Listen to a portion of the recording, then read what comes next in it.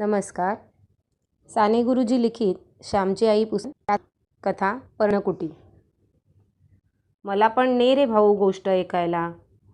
रोज रोज तू जातोस. आई सांग भाऊला मला घेऊन जायला. वच्छी भाऊच्या पाठीस लागली होती. तेथे पेंगायला लागशील, तू कशाला येतेस तेथे, भाऊ म्हणाला. ने रे तिला सुद्धा, तीही ऐकेल. चांगले असेल ते साऱ्यांनी ऐकावे. मी सुद्धा आले असते, पण हे घरातले आवरता आवरता रात्र होते बाहेर, भाऊची आई म्हणाली. शेजारची भीमी जाते, ती हंशी जाते, हरणीलाही तिचा भाऊ नेतो. तू नाही का रे माझा भाऊ. वच्छी केविलवाणी होऊन आपल्या भाऊच्या हृदयाला पाझर फोडीत होती. चल तेथे मग मला झोप येते, चल घरी, अशी मला घाई लावलीस तर बघ मात्र, असे बजावून वच्छीलाही तिच्या भावाने आश्रमात नेले. आश्रमातील ही गोष्टरूप प्रवचने ऐकावयास मुले मुली येऊ लागली. मोठी माणसेही त्यांना वेळ असतो ती येत असत. वच्छी व तिचा भाऊ आली तो गोष्ट सुरूही झाली होती. शेवटी माझ्या वडिलांना त्यांच्या भावांनी घराबाहेर हुसकून दिले. भाऊबंदकी, या भारतवर्षात भाऊबंदकी फार. कौरव पांडवांच्या वेळेपासून आहे ती, अजून आहे. भावाभावांत जिथे प्रेम नाही तेथे स्वतंत्रता कशी देईल. ज्या घरात माझे वडील लहानाचे मोठे झाले त्या घरात 30 वर्षे बरावाईट सर्वांचा संसार त्यांनी चालवला.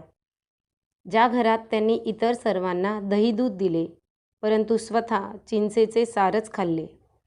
ज्या घरात राहून त्यांनी भावा बहिणींची लग्ने केली, त्यांच्या हौशी पुरविल्या, त्या घरातून त्यांना बाहेर जाण्यास सांगण्यात आले. घरात आईलाही अपमानकारक बोलणी सोसावी लागली. आम्ही त्यावेळेस लहान होतो. आई त्या विभक्त होण्याच्या वेळेची हकीकत डोळ्यात पाणी आणून कधीकधी सांगत असे. तो दिवस मला अजून आठवतो आहे. आमच्या गावात माघी चतुर्थीचा गणपती उत्सव होता. हा नवसाचा उत्सव होता. गणपतीचा सार्वजनिक उत्सव भाद्रपदातच होत असे.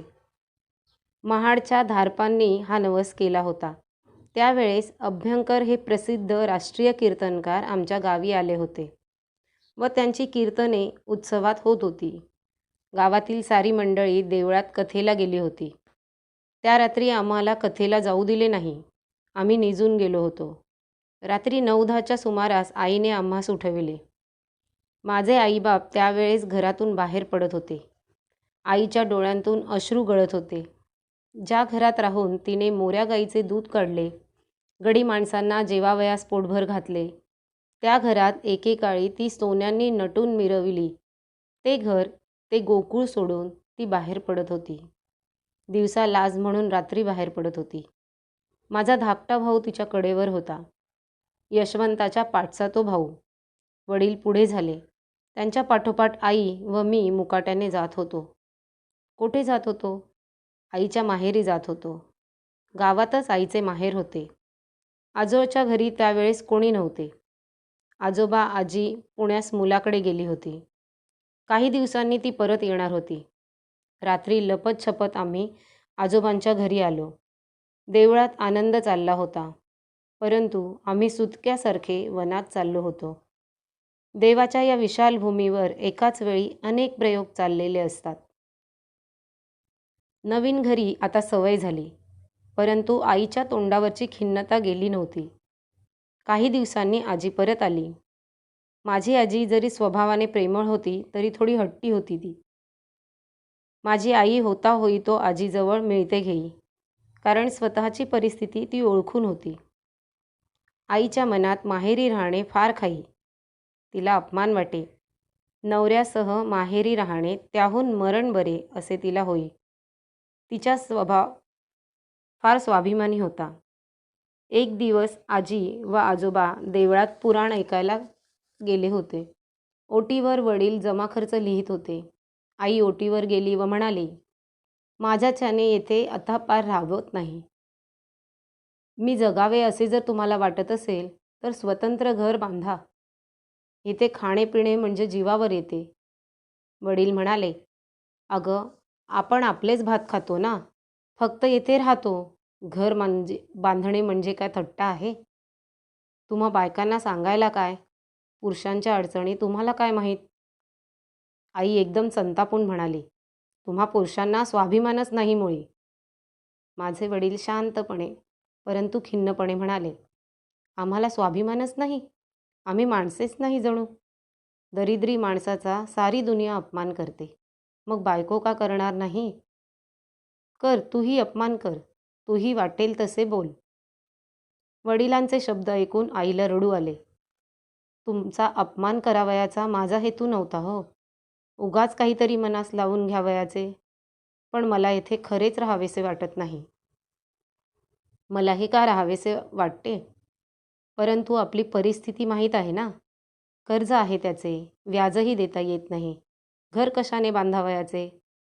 कसे तरी गुरांच्या गोठ्यासारखे नाही ना घर बांधावयाचे. त्यात राहणे म्हणजे अपमान असतो. वडील आईची समजूत करीत म्हणाले. गुरांचा गोठाही चालेल, परंतु तो स्वतंत्र असला, आपला असला म्हणजे झाले. अगदी साधी गवतारू झोपडी बांधा. तेथे राहण्यात मला अपमान वाटणार नाही.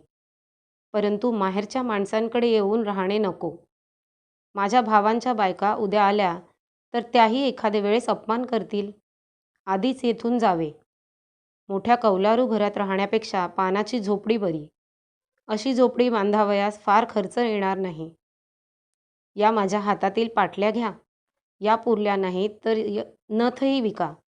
नथ नसली, पाटली नसली तरी अडत नाही. कुणाकडे मला जावयाचे आहे? आपली स्वतंत्रता हीच आपली शोभा. कपाळाला कुंकू व गळ्यात मंगळसूत्र एवढे मला पुष्कळ झाले. स्वतंत्रता गमावून ही नथ व ह्या पाटल्या कशाला? असे म्हणून माझ्या आईने खरेच नथ व पाटल्या वडिलांच्या पुढे ठेवल्या. वडील स्तंभितच झाले. तुला इतके दुःख होत असेल हे मला माहीत नव्हते. मी लवकरच लहानसे घर बांधतो, असे वडिलांनी आश्वासन दिले. माझी आई सांगते की स्वतंत्रता मिळवण्यासाठी दागदागिने फेकून दे. स्वातंत्र्याचा साज, स्वातंत्र्याचा शृंगार हाच सर्वांना शोभादायक व मौल्यवान शृंगार होय. आमच्या वाटणीस आलेल्या लहानशा जागेवर झोपडी बांधावयास आरंभ झाला. मातीच्या भिंती होत्या, कच्च्या विटा. त्यास कोकणात मापे म्हणतात. विटाहून आकाराने मापे मोठी असतात. ह्या मापांच्या भिंती उभारल्या. घर गवताने शाकारिले. घरातील जमीन तयार करण्यात आली. अक्षय तृतीयेच्या मुहूर्ताने नवीन घरात प्रवेश करण्याचे ठरले. आईला वाईट वाटत होते व आनंदही होत होता. शेजारी दिरांचे मोठमोठाली घरे, बंगले होते आणि आपले लहानसे गवतारू घर असे तिच्या मनात येई. परंतु पुन्हा ती म्हणे, काही झाले तरी ते स्वतंत्र आहे. येथे मी मालकीण आहे. येथून मला कोणी उठ म्हणणार नाही. झोपडी वजा घराची वास्तुशांती करण्यात आली. प्रथम घरात देव नेऊन ठेवले, मग सामान नेले. नारळाचे घाटले आईने केले होते. प्रसंग साजरा केला पाहिजे होता. सारा दिवस गडबडीत गेला. वडील लोकांस सांगत होते, तात्पुरते बांधले आहे, पुढे मोठे बांधू. परंतु आई आम्हास म्हणे, यांच्या हातून मोठे घर आता केव्हा कोठून बांधले जाणार? मला मोठे घर आता देवाकडे गेल्यावरच मिळेल. परंतु ही मठीच माझा स्वर्ग आहे. कारण येथे मी स्वतंत्र आहे. येथे मिंधेपणा नाही. येथे खाल्लेली मीठ भाकर अमृताप्रमाणे गोड लागेल. परंतु परक्यांकडे खाल्लेली बासुंदी पुरी नको. त्या दिवशी रात्री आम्ही अंगणात बसलो होतो.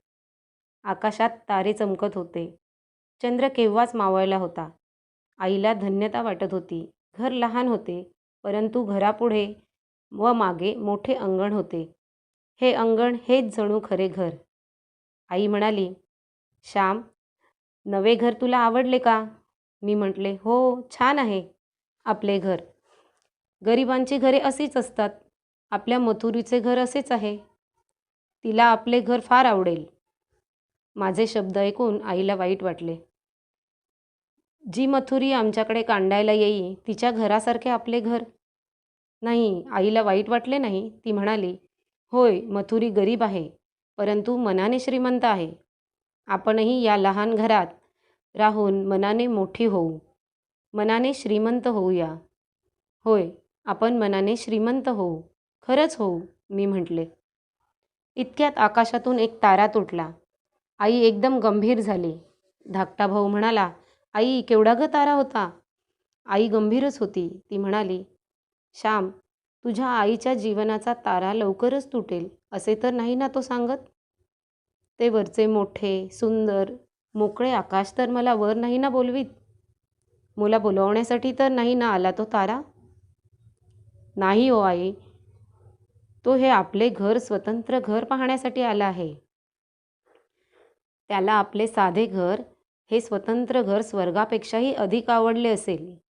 यमुनेच्या पाण्यात गोपाळांनी हात धुतल्यावर जे शीतकण पाण्यात पडतात ते खाण्यास स्वर्गातील देव येतात असे त्या हरिविजयात नाही का? तसे घर पाहावयास हे तारेही येतील, कारण आपल्या घरात प्रेम आहे, तू आहेस, मी म्हटले.